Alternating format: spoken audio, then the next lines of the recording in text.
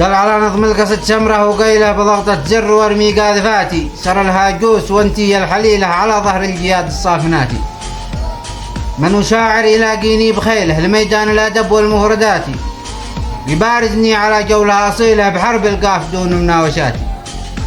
أنا للحرب من أشعل فتيلة بنظم المفردة والقافيات، قولوا للهاجري باقو السذيلة بشفرة الحروف المرهفات.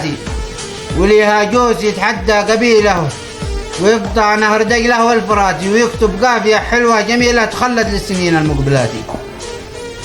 قال صحيح ما مطر إلا بسيله، وهاجوسي كأنه سيل عاتي، وكل ما شاف قدامه يزيله يخلي الشامخة ترجع رفاتي.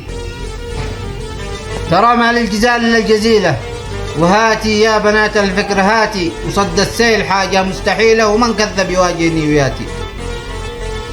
قال بكثف بالعيارات الثقيلة عليها القصف من 4 جهاتي، بكثف بالعيارات الثقيلة عليها القصف من 4 جهاتي.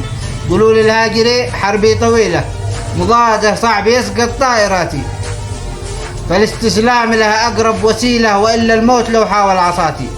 وبختم بالذي جاب الفضيلة عليها أضعاف ما صلوا صلاتي، عليها أضعاف ما صلوا صلاتي. قال تحية من فؤادي ما مثيله لكل الناس فيهم في قناتي، وبعدها انضمرد وسط شيله على ياسر شرارة قافياتي. ولهاجس يخوف من صهيله حصان الحرب جاهز في غزاتي، وله فارس يقاوب من دعي له، وانا الفارس مبين من صفاتي.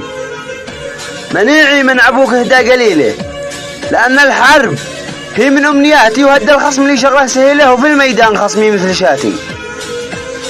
وحرب القاف تتشاعل شعيله ومثل النار تحرق كل آتي، قولوا للخصم ما في اليد حيله.